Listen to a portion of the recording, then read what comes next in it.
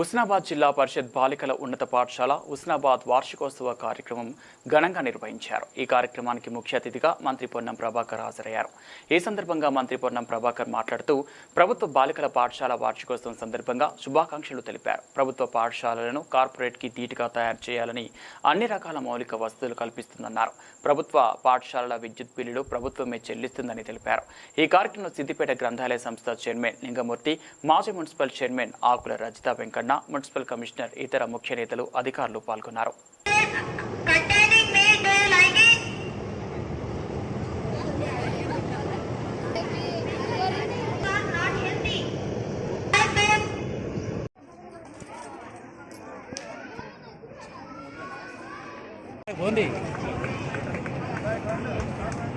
మంత్రి గారు ఆదేశించినట్టు ఈసారి సమ్మర్ లో ప్రత్యేకమైనటువంటి కార్యక్రమాన్ని రూపొందించడానికి రూపకల్పన చేస్తున్నాం.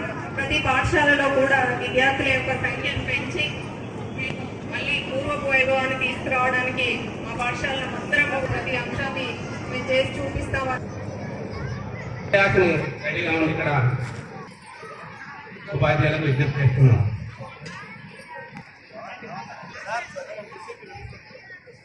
ఎంపీపీ సార్ ఉపాధ్యాయులు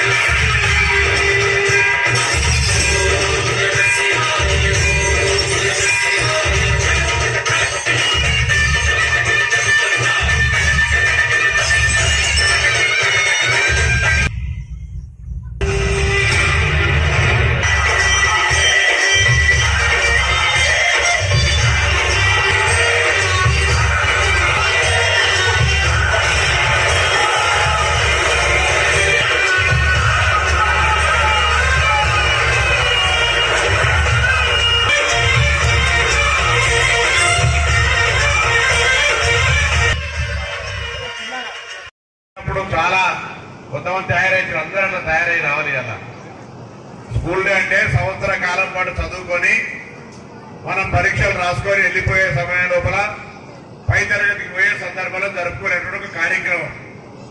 ఈ స్కూల్ డే ఫంక్షన్ లో పార్టిసిపేట్ అయిన ఈ రోజు యొక్క ప్రభుత్వ పాఠశాలలను కూడా ప్రైవేట్ పాఠశాలలతో ధీటుగా తయారు చేయాలని ప్రభుత్వం అనేక రకాల కార్యక్రమాలు తీసుకోవడంతో పాటుగా ఖాళీలుగా ఉన్న ఉపాధ్యాయులను నియమిస్తూ అన్ని రకాల మౌలిక సదుపాయాలను కలగజేయడంతో పాటుగా ప్రభుత్వ పాఠశాలలకు భారంగా ఉన్నటువంటి విద్యుత్ ఛార్జీలను ప్రభుత్వమే కట్టే నిర్ణయం తీసుకోవడంతో పాటుగా గత చాలా కాలంగా ఉన్నటువంటి అధ్యాపకుల బదిలీలు కావచ్చు, అధ్యాపకులకు సంబంధించిన ప్రమోషన్లు కావచ్చు, అధ్యాపకుల నియామకాలకు సంబంధించి కూడా ప్రక్రియ చేపి ఈరోజు అధ్యాపక వర్గంలో ఉన్నటువంటి అసహనాన్ని కూడా తొలగించిన దృష్ట్యా నేను అధ్యాపక వర్గాన్ని కోరుతా ఉన్నా, ఏ పాఠశాలలో మీరు పనిచేస్తా ఉన్నారో ఆయా పాఠశాలల్లో స్ట్రెంత్ పెంచుకొని అన్ని ప్రభుత్వ మౌలిక సదుపాయాలు కల్పజేయడానికి వ్యక్తిగతంగా హుస్నాబాద్ నియోజకవర్గంలో ఉన్న